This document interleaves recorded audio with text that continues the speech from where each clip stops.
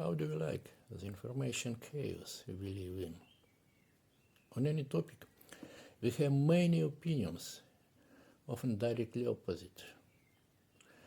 And everyone insists that their opinion is the true one. Everyone has their own arguments, even their own story. But you and I are interested in realistic information about what is happening around us and what can await us in the near future. The question is, how can we find truly objective information without any admixture of political preferences, racial or personal coloring? I think that such an opportunity is presented by discussing pressing issues with artificial intelligence. Today I discuss issues of current interest to ordinary Americans with independent and highly knowledgeable expert Alfred A.I. Good afternoon, Alfred. Nice to see you, Alex. What signs of an economic recession approaching America can you identify? There are several indicators that suggest the possibility of an economic recession. These signs aren't absolute predictors, but they often signal economic turbulence ahead. Here are some key factors to watch. Declining GDP growth. The economy shrank in consecutive quarters, a classic definition of a recession. When businesses cut back on investment and consumer spending declines, GDP contracts. Rising unemployment rates. Employers begin laying off workers and new job growth slows or stops. The unemployment rate climbing above its long-term trend can indicate economic distress. Yield curve inversion. This occurs when short-term interest rates rise above long-term rates, signaling investors' lack of confidence in future economic stability. Historically, this has been one of the most reliable recession indicators. Large swings in major stock indices like the S&P 500 or Dow Jones Industrial Average often point to uncertainty about future economic conditions. Declining consumer confidence and spending can be, well, pretty telling. If people fear a downturn, they may reduce spending. Lower retail sales, falling auto purchases, and declining home sales all indicate weakened consumer demand. Rising corporate defaults and bank struggles are another big warning sign. Companies begin struggling with debt payments, and banks may report increased loan defaults, limiting credit availability. High inflation or deflation both signal price instability. Persistent inflation erodes purchasing power, causing consumers to cut back spending.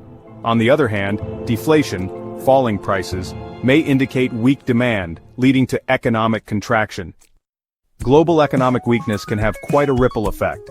If major trading partners such as China or the European Union experience downturns, it can impact American exports and supply chains, triggering ripple effects. What risks does this recession pose for ordinary Americans? And what effects are Americans already feeling now? Here are some of the key risks and effects already being felt. So let's dive into the risks facing ordinary Americans today. It's a topic that, well, affects us all in one way or another, doesn't it? Job loss and unemployment are, unfortunately, on the rise. Companies, in an effort to cut costs, might lay off workers. This leads to higher unemployment rates and, it becomes tough for folks to find new jobs. It's a challenging situation, no doubt about it.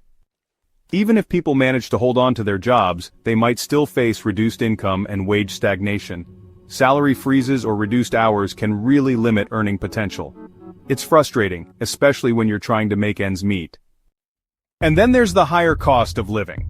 Inflation can, unfortunately, persist, making essentials like food, housing, and healthcare more expensive. It's a tough spot to be in, trying to balance everything with rising costs. So, declining retirement and investment savings can be a real concern. Stock market volatility, can actually erode retirement funds and personal investments. Limited credit access is another issue. Banks may tighten their lending standards, which just makes it harder to get loans for things like homes, cars, or even businesses. And then, there's increased stress and mental health struggles. Financial uncertainty can lead to anxiety and stress, which really affects overall well-being. Effects already being felt. Rising prices. Many Americans are struggling with higher costs for groceries, gas, and rent. Job market uncertainty. some industries are experiencing layoffs, particularly in tech and finance. So the housing market is slowing down, and while mortgage rates are still pretty high, which just makes homeownership a lot less affordable for most folks. When it comes to healthcare, some people are actually losing their employer-provided health insurance because of job cuts. And that's honestly a tough situation for anyone to be in. We're also seeing a decline in consumer spending. People are, cutting back on non-essential purchases. And that's really starting to impact businesses out there. Experts are saying that, ultimately, the severity of this recession will depend on a bunch of things, like how well inflation is controlled, what kind of government policies are put in place, and even global economic conditions. What measures should Americans take right now to avoid or soften these consequences? Americans can take several proactive steps. All right, let's dive in. These steps will help you prepare for an economic downturn and, minimize its impact. So first things first, build an emergency fund. Aim for at least 3 to 6 months worth of expenses to cushion against job loss or, unexpected costs. Next up, reduce debt. It's important to prioritize paying off high-interest loans like those credit cards to avoid financial strain. And finally, diversify your income sources. Consider freelance work, side gigs, or investments to create additional revenue streams. It's always good to have a backup plan, right? All right, let's talk about cutting unnecessary expenses. It's time to take a good look at our spending habits and, eliminate those non-essential purchases. Now, moving on to investing wisely, we should focus on stable, long-term investments instead of getting caught up in speculative assets. Next up is employment and career planning. Enhancing your skills is key. Upskilling or reskilling can really boost your job security and, open up new opportunities. Network, actively strengthening professional connections can really help in case of layoffs. Stay informed. Keep track of industry trends to anticipate potential job market shifts. So, it's important to advocate for support programs.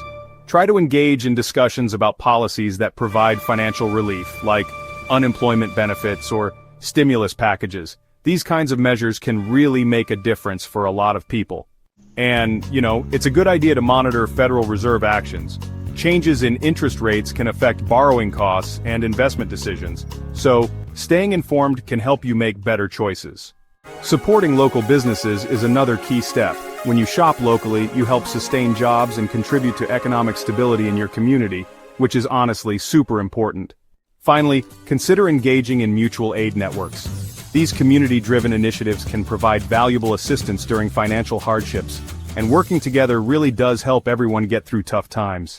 In the next episode, Alfred and I will take a closer look at the practical steps that ordinary Americans should take to successfully overcome the coming economic recession.